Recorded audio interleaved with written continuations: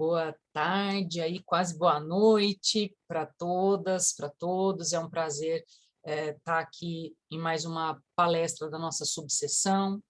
Eu costumo dizer que as comissões temáticas, elas nos auxiliam muito, né, na abordagem de diversos temas, com certeza, né? Eu digo que nós somos em 5 na diretoria, mas a gente nunca conseguiria multiplicar tanto como a gente consegue multiplicar se não fosse o trabalho e a dedicação das comissões temáticas. Então, agradecer a todos vocês que fazem parte, a gente sabe que é um trabalho voluntário, que precisa de muita dedicação, então o nosso agradecimento, meu, do Daniel, do Ivan, do Paulo e do Cláudio, ao trabalho de vocês, ao cuidado que vocês têm com as comissões respectivas para o desenvolvimento dos trabalhos. Agradecer também aos nossos colaboradores e colaboradoras. Faço isso tanto para a OAB São Paulo quanto para a nossa subseção. Logicamente que nós preferiríamos fazer o evento presencial, até porque eu já estou com saudade do doutor Alexandre Tella, faz tempo que a gente não se encontra. Então, logicamente que nós gostaríamos disso, acho que a gente, como advogadas e advogados, né, gostamos muito disso, mas ainda que virtualmente, né, queremos agradecer ao AB São Paulo pela disponibilidade das salas, para que nós tenhamos, né, possamos ter esse ambiente, para que a gente continue esses trabalhos. Então, isso tem sido muito importante. Agradecer aos colaboradores da OAB São Paulo, quem abriu a sala hoje foi a Bruna.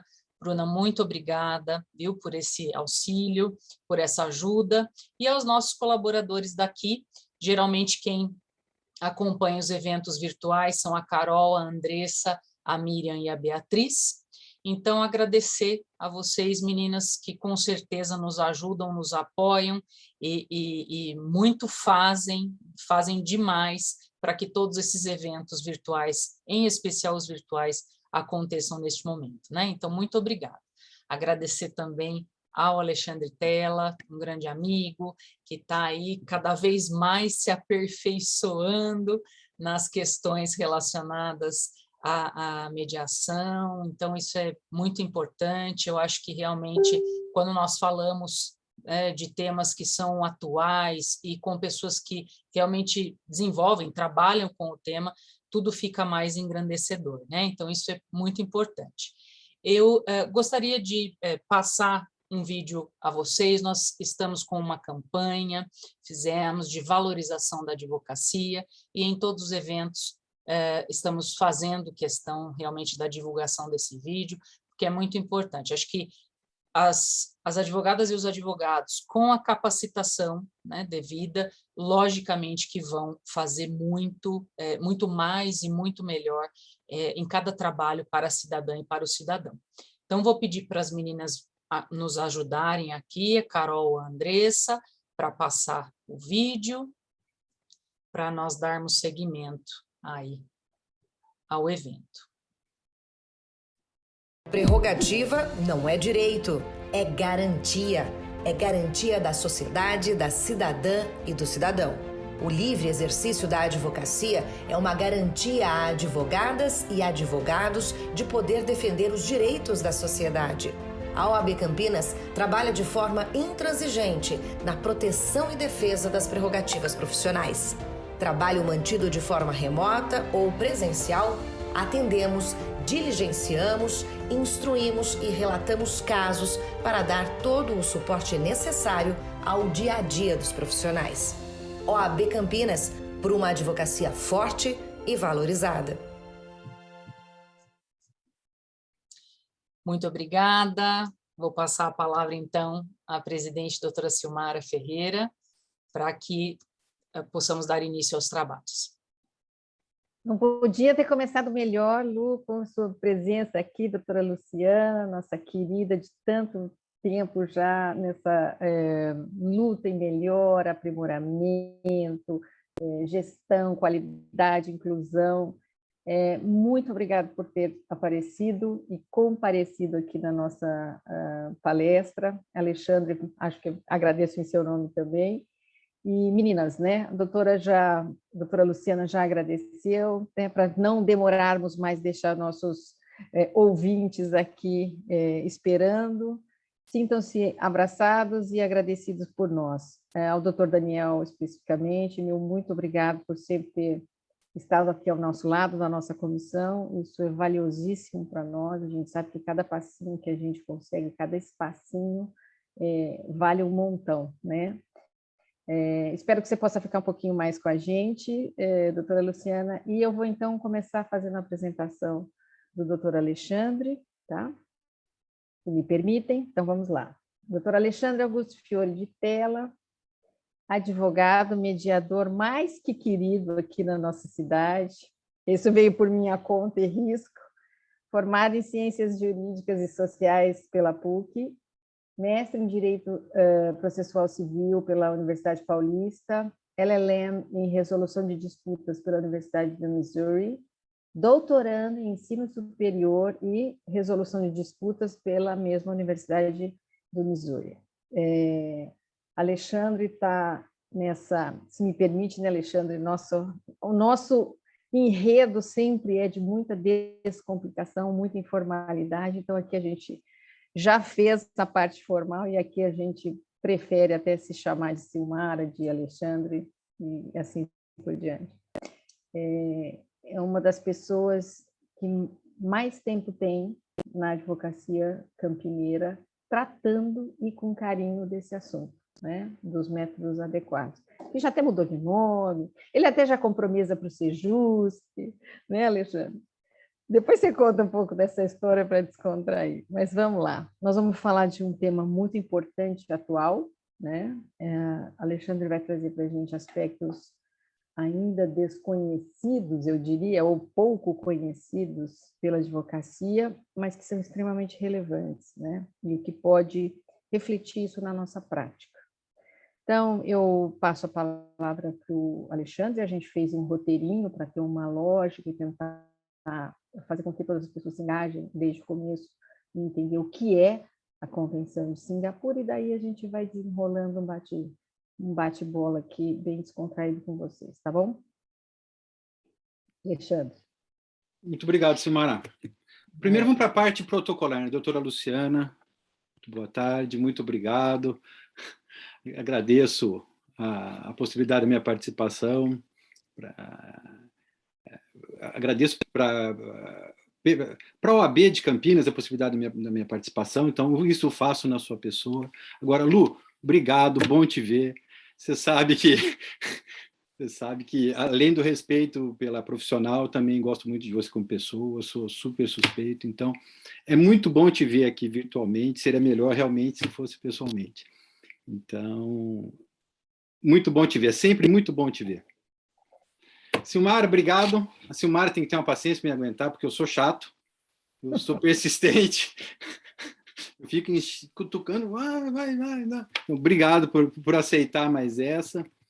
E, realmente, a minha ideia é falar sobre mediação. Eu não tenho pretensão nenhuma de ensinar ninguém. Eu acho que conhecimento a gente constrói, a gente vai conversando, todo mundo vai aprendendo junto. Então, assim, eu não tenho pretensão nenhuma de ensinar nada para ninguém.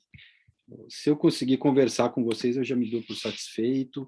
Se a gente conseguir trocar experiências, melhor ainda. Então, já adianto, não esperem palestra, não. É bate-papo, é troca de experiência. Maravilha. Assim, Alexandre, vamos... Eu só torço para a Silmara seguir o roteiro. Né? Se eu perguntar algo fora, eu estou lascado daí, né? Não, eu vou seguir o roteiro bem direitinho. Bom, Alexandre, acho que são duas perguntas básicas e primordiais, né? O que é a Convenção de Singapura e qual o propósito? Tá. Assim, como que eu fiquei sabendo da Convenção de Singapura? Quando começaram as negociações, a minha orientadora no mestrado, ela foi convidada para participar das negociações. Então, foi aí que eu ouvi dizer desse grupo de trabalho que estava desenvolvendo essa pesquisa. Então, eu tive a honra de tê-la como minha orientadora e a grande oportunidade de ter as notícias do que estava acontecendo. Então, foi isso que chamou a minha atenção. Mas, buscando na literatura, eu acabei encontrando algumas informações de como transcorreram essas sessões, essas negociações, como que foi o nascimento aí dessa Convenção de Singapura. Primeiro, começou lá em 2014, quando o grupo número 2 de estudos da Uncitral terminou um estudo que eles estavam fazendo sobre arbitragem, questão de investimento. Daí os Estados Unidos propôs, no final de 2014, que o próximo tema a ser estudado viesse a ser alguma coisa para reconhecer e garantir o cumprimento dos acordos comerciais decorrentes de mediação. Eles propuseram que fosse algo semelhante à Convenção de Nova York, Convenção de Arbitragem de Nova York, e a grande preocupação era garantir o cumprimento dos acordos. Porque, em 2002, a Uncitral já tinha feito uma lei modelo para conciliação e comércio internacional. Só que essa lei não tratava de cumprir, de executar eventual acordo que não fosse cumprido. Tá certo? Então, a preocupação dos Estados Unidos era criar uma convenção que garantisse o cumprimento. Então, isso aí foi final de 2014, em 2015 o grupo começou a discutir e decidiram realmente levar adiante esse tema para estudar. No começo, o mercado comum europeu resistiu. O mercado comum europeu entendia que cada país deveria ter a sua legislação própria e garantir a execução de acordo com a sua legislação própria. Mas conseguiram convencer o mercado comum europeu e avançar nessa discussão. E uma questão que é interessante, para conseguir convencer o mercado comum europeu, um dos argumentos que foi utilizado é que não seria uma convenção, seria um trabalho misto. Seria uma lei modelo e uma convenção. Então, quando começou a ideia, não sabia o que seria. Nasceu como sendo lei modelo e convenção. Só a partir da 4ª sessão que eles decidiram seguir, então, como sendo uma convenção. E assim evoluiu e assim avançou. Então, a ideia de convenção nasceu depois da 4ª sessão de negociação e, então, foi evoluindo para garantir o cumprimento aí dos acordos celebrados acordos comerciais celebrados em mediação.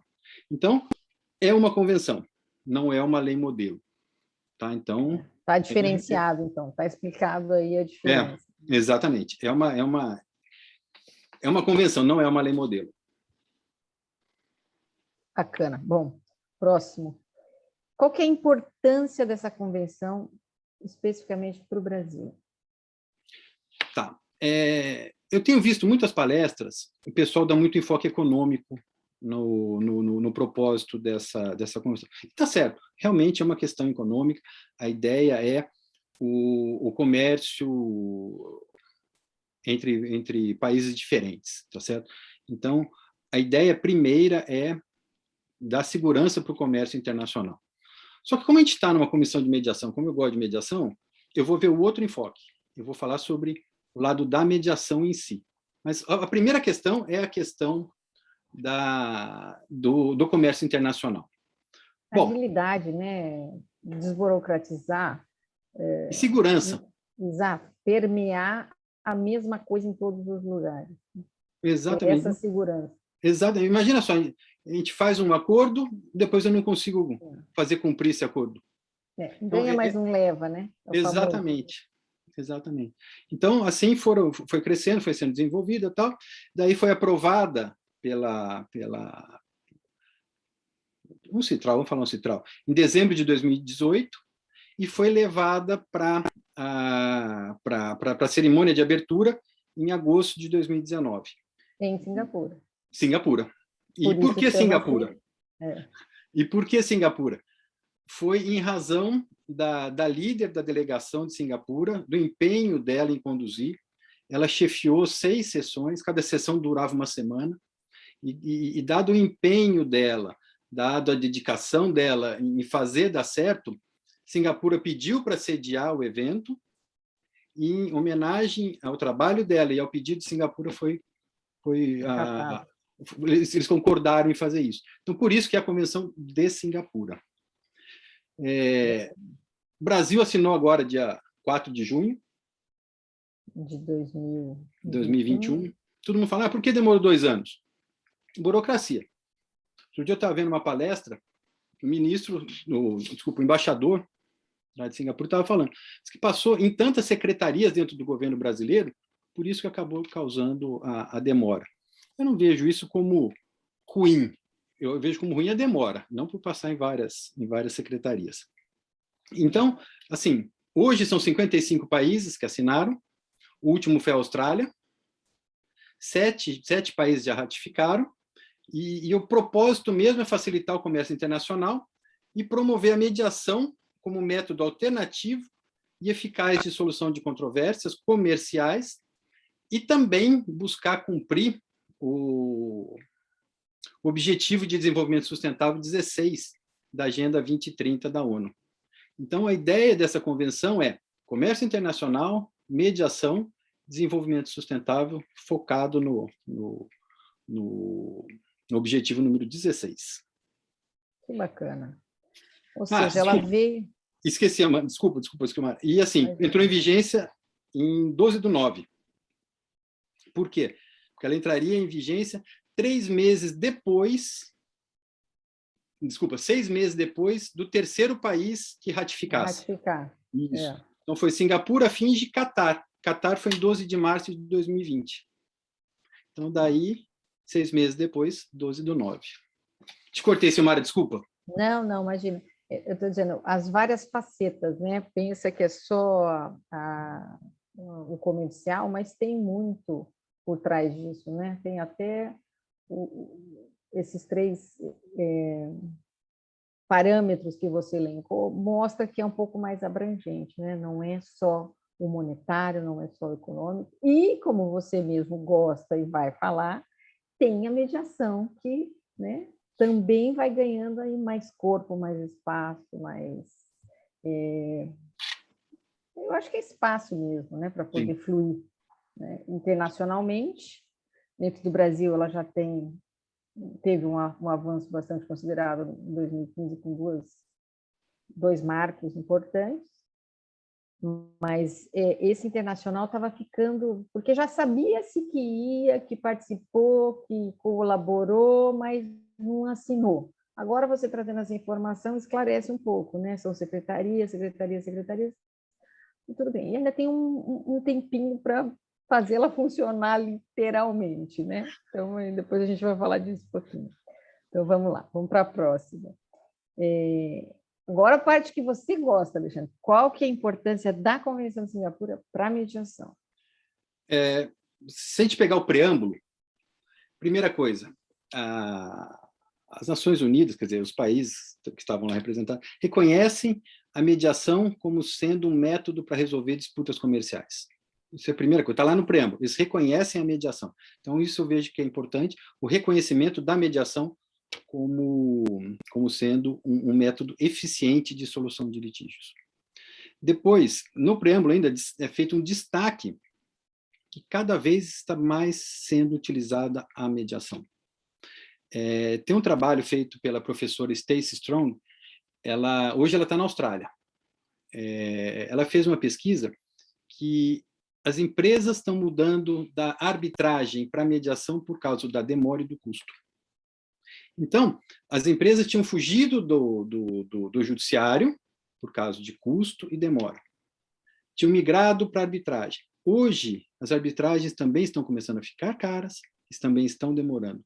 Então, ela fez uma pesquisa, tem dados indicando o aumento do número de mediações, ainda o aumento de arbitragens também, mas quando indagados o porquê da mediação, falam que estão saindo da arbitragem por questão de valor e questão de tempo. Então, a Uncitral reconhecendo isso é muito positivo. Desculpa, Silmara. Não, falei exatamente. tendo esse, vou chamar de background para, né, impulsionar mais um pouquinho, ou seja, não importa por que vem, o importante é que venha e fique, né? Que aqui a gente garante que vai sair coisa boa. Exatamente. Não é? Depois, ainda no preâmbulo, a Uncitral vem e fala, olha, a mediação é um método, está sendo utilizado e traz benefícios significativos ainda para a manutenção das relações comerciais. Eu fui pesquisar essa questão da manutenção das relações comerciais. Eu sei que a mediação preserva a relação, tá? Mas tem uma questão cultural. Essa convenção ela está se desenvolvendo muito rápido na Ásia. Uhum. Tanto que hoje as palestras internacionais mais importantes, a maior quantidade de artigos científicos produzidos são por pessoas que estão na Ásia. E na Ásia existe uma preocupação com a relação, com a manutenção da relação. Então, aí que eu encontrei um motivo a mais de utilizar a mediação. A questão cultural, a questão do relacionamento pelos países asiáticos. Então, interessante, na minha concepção, isso daí. Depois, considera que é benefício também a administração de transação internacional e economia para a administração da justiça.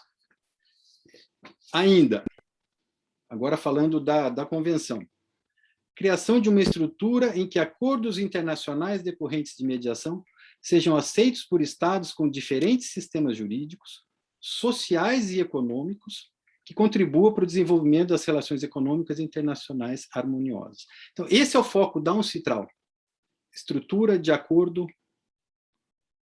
que seja aceito por diversos países, questões culturais, sociais, jurídicas. Esse é o grande objetivo da Uncitral. Então, está aqui também que a utilização da mediação vai trazer esses benefícios. Eles já aprenderam a gente já vem aprendendo, né, na história da humanidade, né, como é que funciona o jurídico, né, o judiciário, o que deixa de oportunidade, vamos dizer assim. Já passaram agora pela arbitragem, que teve aí o seu boom, teve lá a Convenção de Nova York, né, o que a Singapura está sendo para mediação, Nova York foi para arbitragem, e aí as coisas tendem, né, a ser educativas e a propulsionar coisas melhores, não no per se, né? No objeto, mas no todo, no que é que está faltando e melhoraria essa função.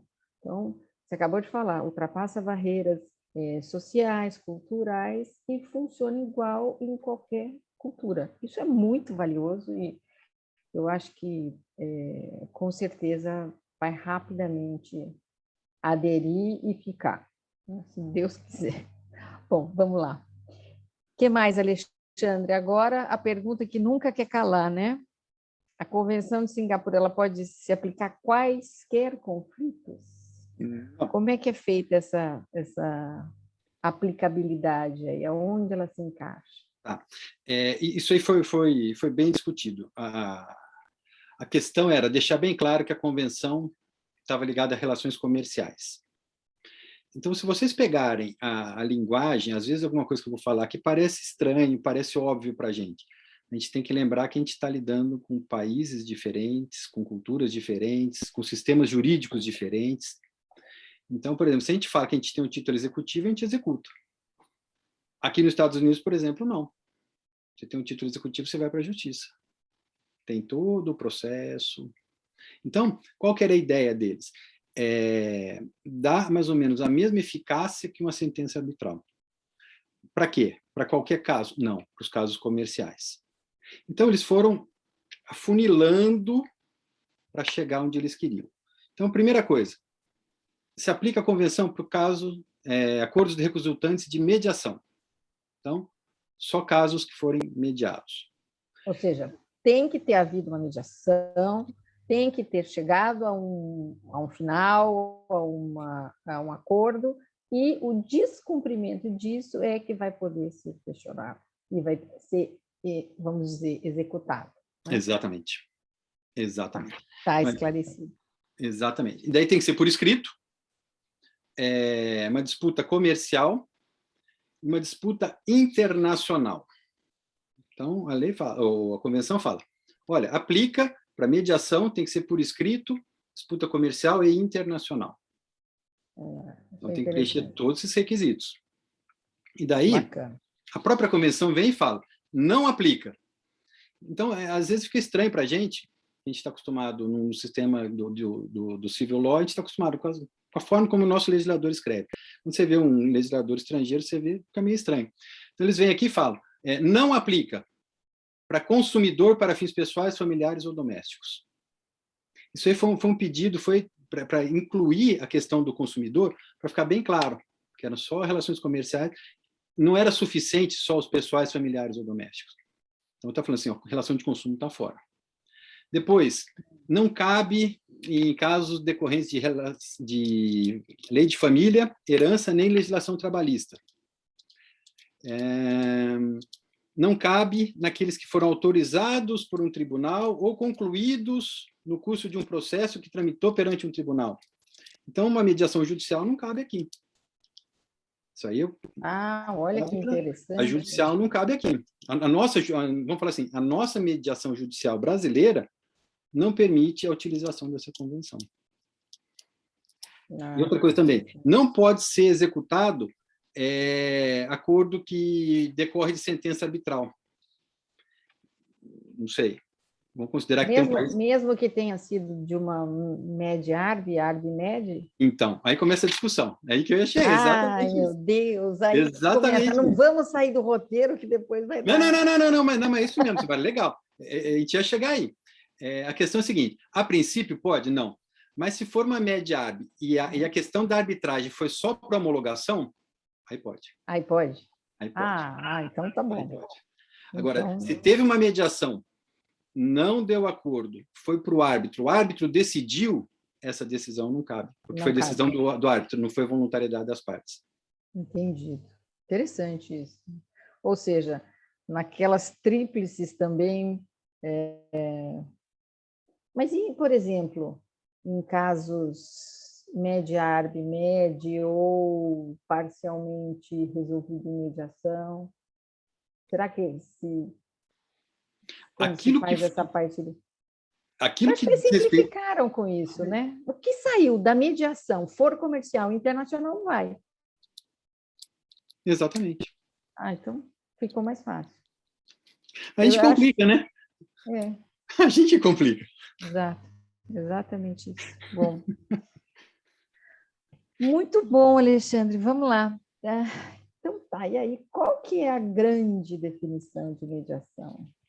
Então... Nós vamos falar sempre para os convertidos e Oxalá para os não convertidos, né? Mas aqui eu sou um pouco ovelha negra, tá? Para mim não faz sentido a diferenciação de mediação e conciliação. E a convenção justamente trata disso. Ela fala que, independentemente da expressão utilizada ou da base sobre a qual o processo é realizado. Então, se tem partes e um terceiro sem poder de impor uma decisão, é considerado mediação. Ainda que ele dê palpite, ainda que ele use ferramentas diversas, está tudo certo. Exatamente. Então, abriu o leque. O guarda-chuva da mediação ficou bem grande aqui. E eu gosto disso. Eu não gosto dessa divisão de mediação e conciliação que a gente tem no Brasil. E mesmo porque, se você pensar a nível internacional, né, transcultural, você tem que lidar com um prato um pouco mais recheado, né, de equações do que a mediação que a gente está aqui não defendendo, mas acostumado a ser a de família, a disso, daquilo, e que o mediador não faz isso, não faz aquilo, senão é que ele está sendo conciliador, ele está se postando como conciliador. Eu acho que nesse caso, para esse escopo, para essa demanda, faz sentido. Eu vou de ovelha negra junto com você. Aí eu concordo também, que faz todo sentido que se abra o leque. E senão a gente fica engessado.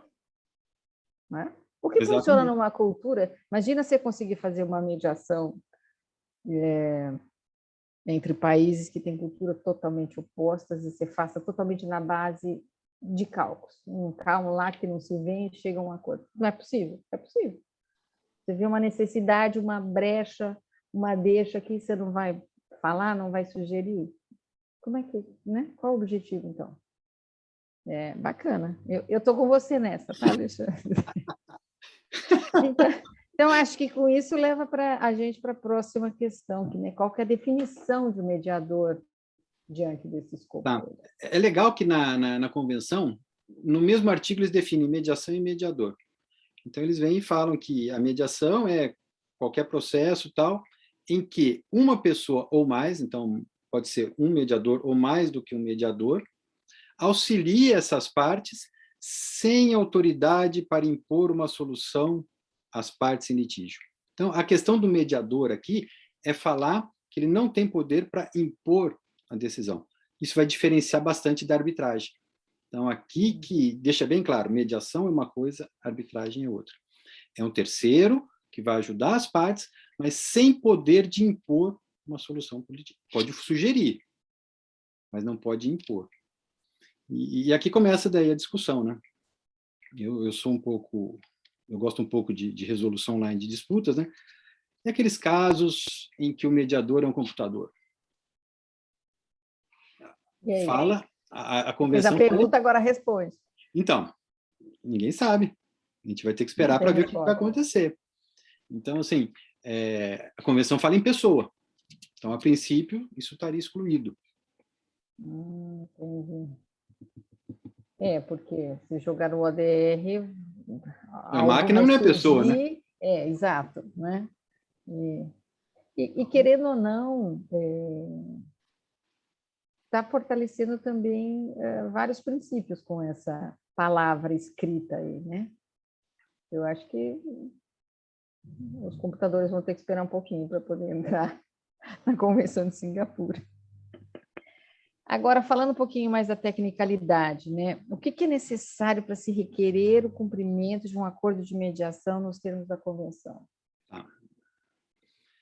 É óbvio, a primeira coisa, o acordo. Decorrente de uma mediação, com pessoas. Exatamente. Então, o acordo decorrente de mediação assinado pelas partes. E aqui começa a ficar um pouquinho mais pormenorizado. Por quê? Porque se for um documento eletrônico, a convenção prevê isso. Pode. Comunicação eletrônica? Pode. Por exemplo, o e-mail. Se você vai trocando e-mail, vai mediando por e-mail e chega num acordo, isso é considerado um acordo escrito? Sim.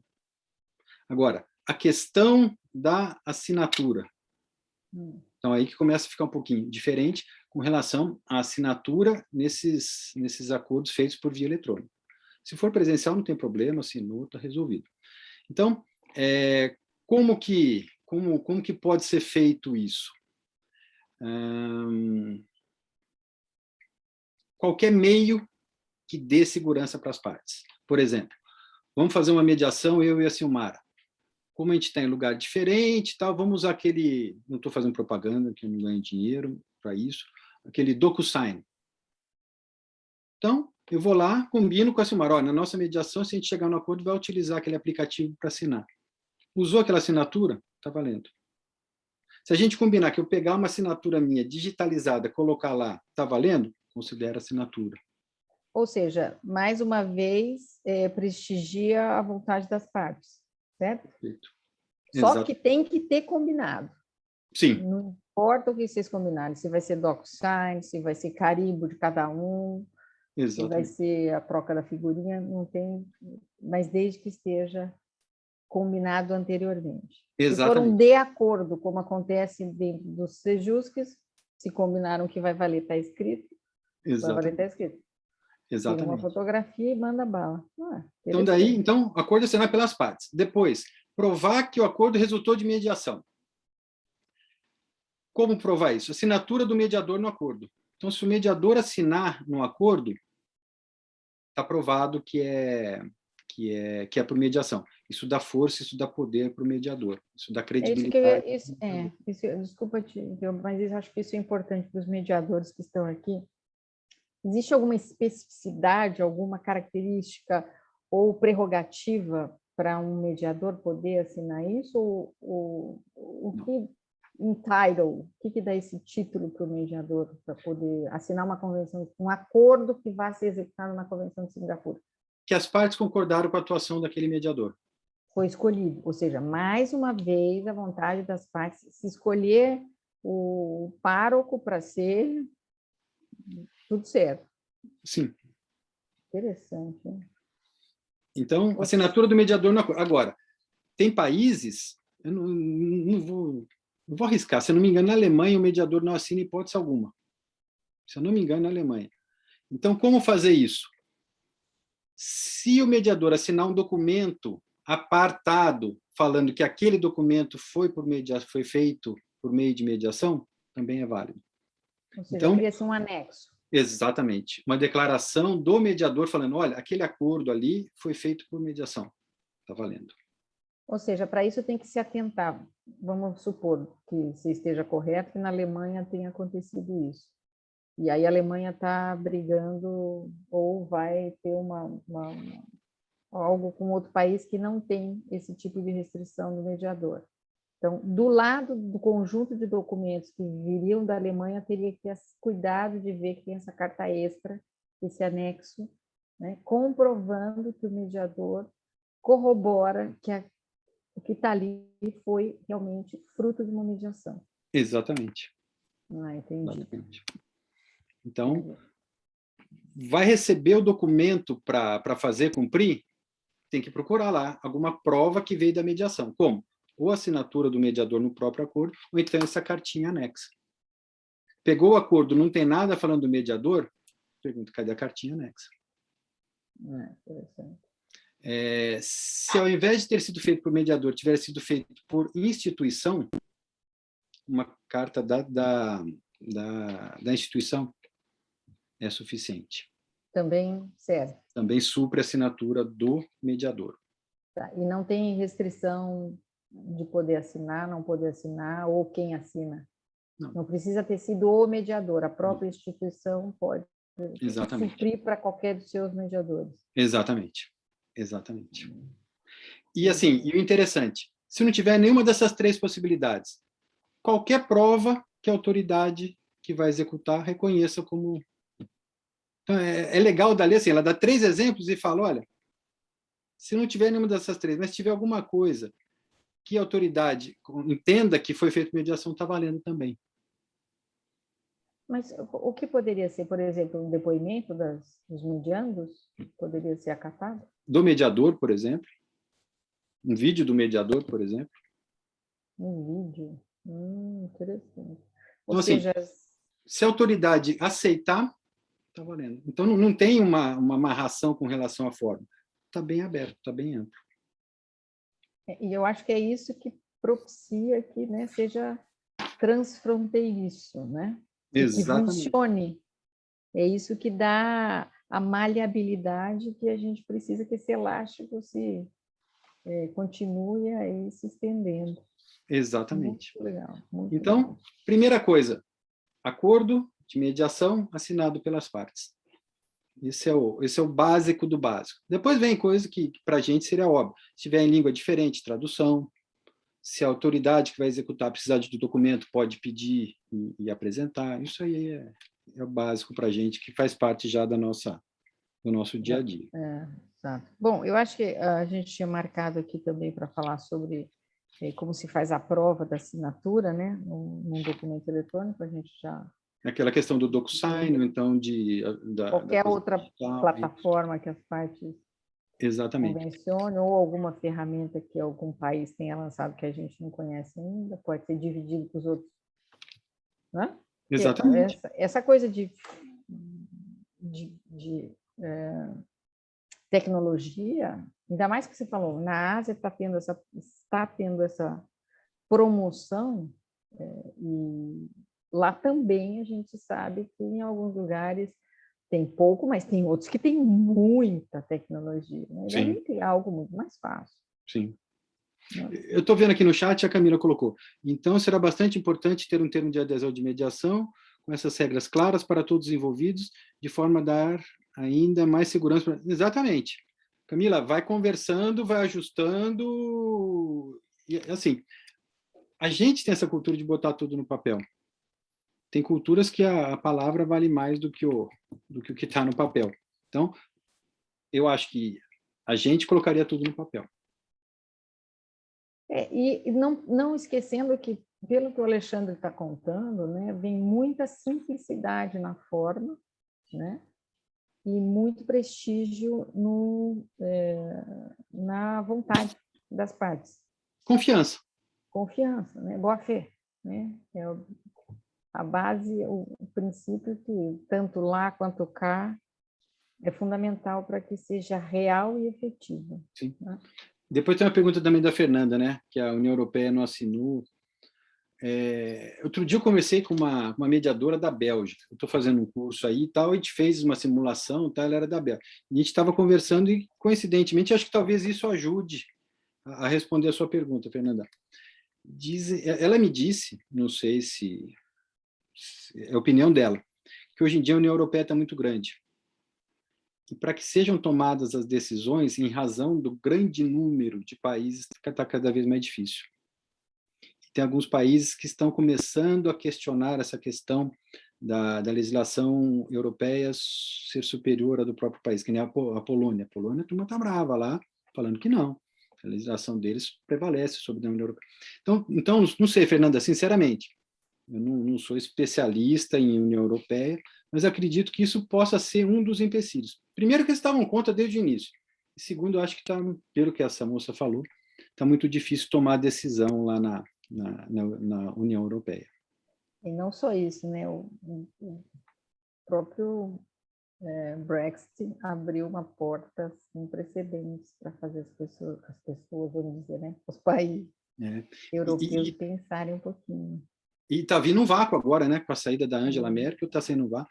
Parece que a França está querendo ocupar o lugar, mas não sei se consegue. Não entendo nada de Europa. Vai dar um chacoalhão bem chacoalhado. Eu acho que, querendo ou não, vai acabar afetando um pouquinho esse aspecto aí de repensar, né? Isso, vou sucumbir, não vou sucumbir, onde começa a minha soberania, onde é que termina. E, querendo ou não, vai resbalar em todas essas convenções e tratados que já foram assinados e acabam sendo refeitos e reeditados para poder ter efetividade. Né? É tudo letra morta. Né? Tem mais uma última aqui que a gente escreveu, aliás, é uma delícia fazer as coisas por tela, porque a gente fica conversando a semana inteira, né? O que vai ser, o que nós vamos falar, a gente já fica curtindo o que vai acontecer durante um tempão.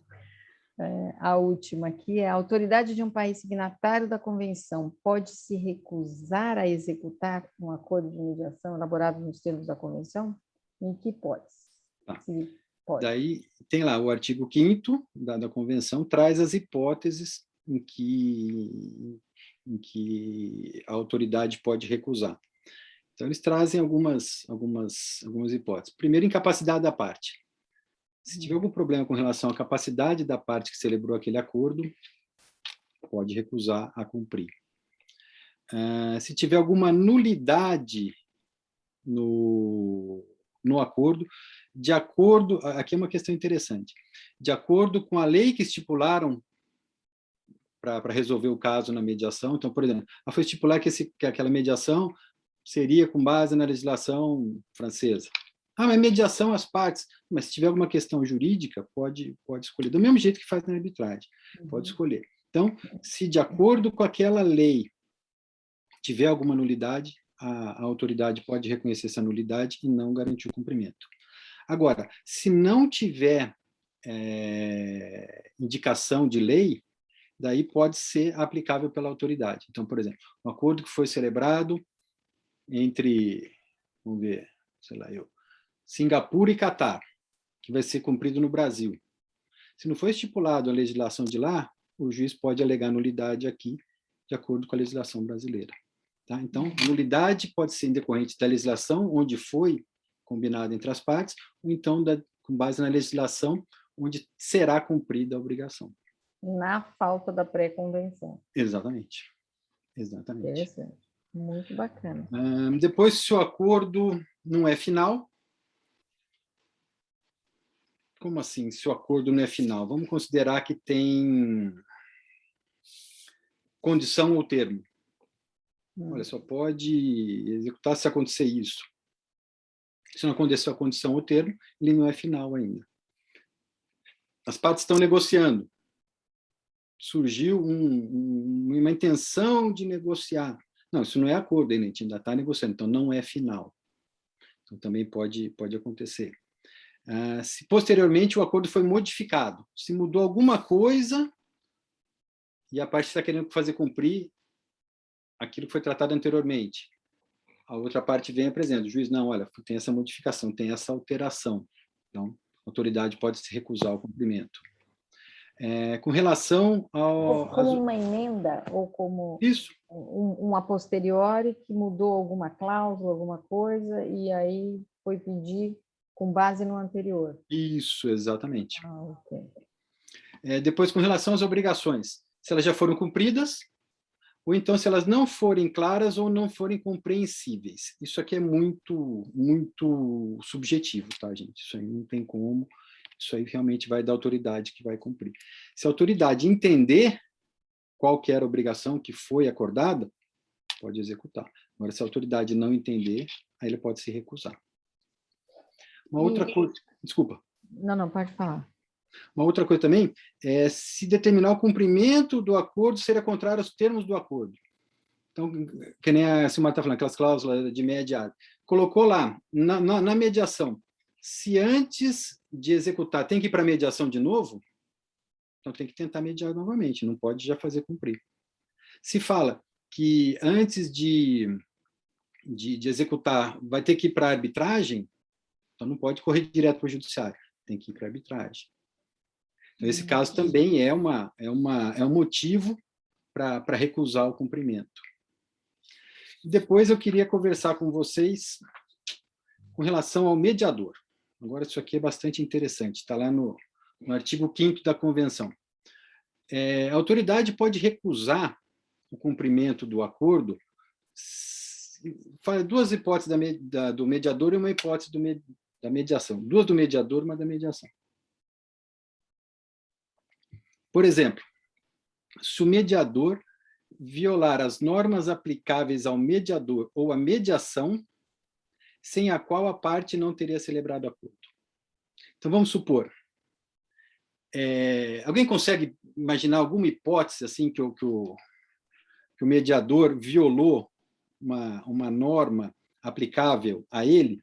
Isso pode ter influenciado na decisão das partes em celebrar o acordo? Se puderem colocar no chat aí, eu tinha uma ideia completamente furada disso. Vamos ver se alguém dá um palpite aí.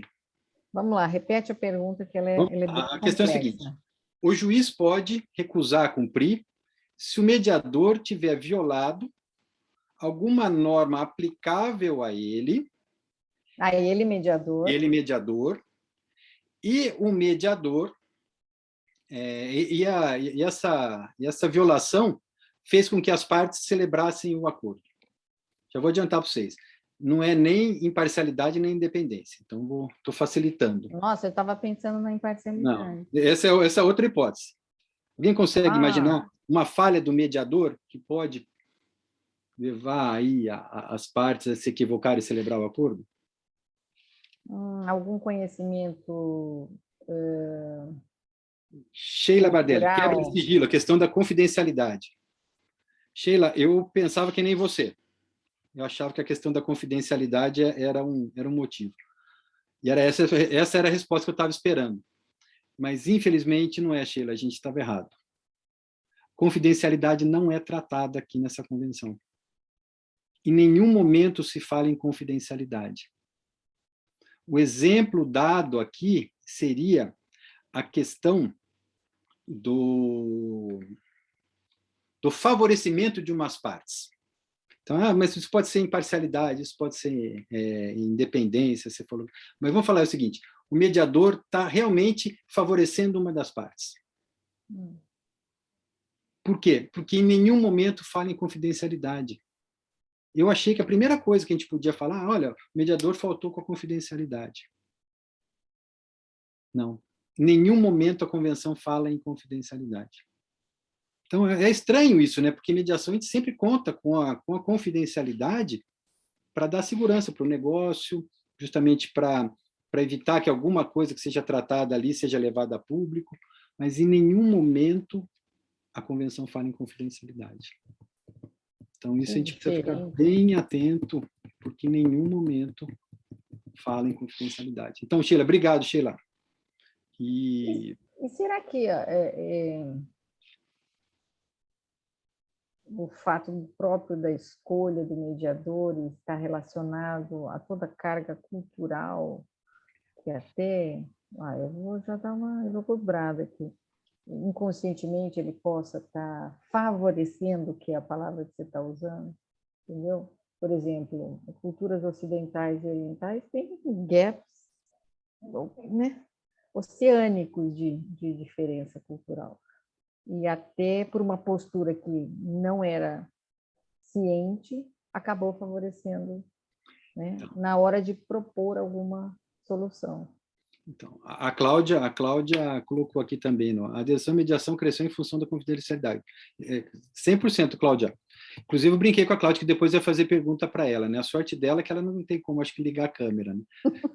Se tiver, eu vou falei que ia fazer pergunta para ela. Mas sabe o que eu imagino? Eu não tenho certeza disso que eu vou falar, tá? Eu acho que, para a gente, a confidencialidade está na lei. Então, a gente falou em mediação, para a gente é confidencialidade porque está na lei. Aqui, pelo menos, tudo que você vai fazer tem o tal do NDA. Seria o termo de confidencialidade. Não está na lei, mas está no NDA. Então, tudo que vai fazer, qualquer coisa que vai vamos fazer... falar o que é o NDA. É Non-Disclosure Agreement. Isso. É um acordo que você faz... É um outro anexo. Isso. É um acordo que você faz para deixar confidencial. Que é a mesma coisa, só que uma vez está a prerrogativa da vontade das partes. Não é imposto pela lei, mas eu quero ver dois super atacadistas sentarem aí para uma mediação sem assinar um negócio desse. De jeito nenhum. Ou seja, só não está posto pela lei, mas faz parte da pastinha de documento. Exatamente. Antes de sentar na mesa, assina. Se não assinou, não senta nem na mesa. Então, eu imagino, de novo, Cláudia e Sheila, eu acho que é a questão do nosso sistema legal. A gente está acostumado porque já está na lei. Eu acho que, com certeza, devem ter outros países que não está positivado isso. E acaba fazendo parte da cultura negocial assinar esses termos de não divulgação. Tá, então, voltando à sua colocação, que eram 2 do mediador e 1 da mediação. Então, daí, com relação à mediação, se o mediador faltou com alguma coisa com relação à mediação, ao processo. Então, se o mediador infringiu alguma norma com relação ao processo de mediação, e isso fez com que a parte assinasse o acordo. Também acho que é difícil para a gente, porque apesar da mediação ser regido pelo princípio da informalidade, da oralidade, tem algumas normas, tem algumas regras. E um dos primeiros artigos que eu li sobre isso fala que não seria motivo, por exemplo, para alegar isso aqui, se o mediador fez um cálculo com um tempo maior com uma parte, um tempo menor com a outra. Então, se fez cálculos com uma parte só. Isso não seria motivo para alegar essa violação do processo de mediação. Então, acho que teria que ver o caso e, por exemplo, vamos tentar trazer para o Brasil uma hipótese absurda. Não houve uma das partes e faz celebrar o acordo. Quer dizer, como que você vai permitir uma mediação em que uma parte não é ouvida? Pode ser absurdo, tá? Mas violou uma regra básica da mediação.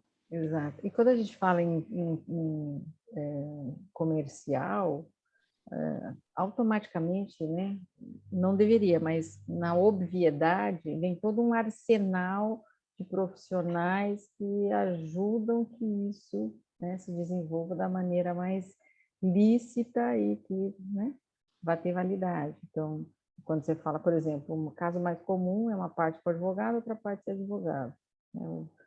As benditas dúvidas que pairam aqui no nosso ambiente de mediação. Mas quando você pensa, né, o que poderia estar fora de um processo de mediação, né, que não fosse, que gerasse essa possível quebra, essa possível alegação? Porque é difícil, né, de imaginar. Eu acho que a hora no decorrer dos casos é que a gente vai começar a ter um pouco de literatura sobre isso, né? Muito novo, É o seguinte, muito recente. Eu tentei acessar, não consegui. Tem um artigo que eu li que faz menção às gravações das sessões do grupo de trabalho número 2. Eu não consegui acessar essas gravações, porque faz a menção na nota de rodapé, eu tentei acessar, não consegui. Pelo que eu entendi, foram gravadas, então esse autor está escrevendo aquilo com base nessa gravação. Então, aí eu acho que eu conseguiria ter muito mais informação para isso. Ou seja, Alexandre, vamos ter que voltar a conversar sobre isso. Nosso tempo está 2 minutos ultrapassado, as meninas daqui a pouco já vão dar o sinal. Mas muito bom falar com você. Alguma outra última observação que você tenha? Não. A gente precisa esperar, ver quando que o Brasil vai ratificar. Tomara que não demore como demorou a convenção de arbitragem, né? Exato. Que as secretarias sejam mais ágeis. Nosso presidente canete mais rápido, nosso Congresso canete mais rápido. Que a BIC saia solta por aí. Exatamente. E assim, não precisa da convenção. Dependendo do teor do acordo, não precisa da convenção para executar no Brasil. Se você tiver um documento escrito decorrente de mediação, difícil, mas as partes assinaram, agora, reforçado agora pelos enunciados recém-aprovados, que a assinatura do mediador dispensaria 2 testemunhas, se for ver, a gente já tem um título executivo. Não precisaria nem da convenção para poder fazer cumprir aqui. Mas isso dá transparência, isso coloca o Brasil numa situação boa no mercado internacional, dá visibilidade, dá transparência, dá segurança para fazer negócio com o Brasil. Eu acho que é isso que acaba valendo. Com certeza. Alexandre, muito obrigada pela sua participação. Se Deus quiser, vamos ter mais, né? Mais Alexandre por aí. E, pessoal, se tiverem perguntas, Alexandre, você quer passar o seu e-mail? Vou colocar meu e-mail chatinho aqui, vou colocar ele no chat. Para que, se alguém tiver alguma outra pergunta que a gente não teve tempo, pode enviar. E agradeço mais uma vez a participação de vocês, mais uma vez das meninas, Carol, Andressa, e do Alexandre, que sempre topa fazer aqui um bate-bola com a gente no AB Campinas, e sempre muito bem-vindo. Gente, obrigada. Obrigadão. Um beijo para todos. E tem muita gente boa assistindo, Camila, Débora, Adriana. Nossa, pois é. Muita gente. Cláudia, Fernanda. A Fernanda, ela pensou que ia se livrar de mim. Hoje cedo ela estava de manhã em Coimbra, agora está aqui de novo já. Figurinha fácil. Gente, boa noite, obrigada. Um beijo para todos. Tudo de bom. Tchau.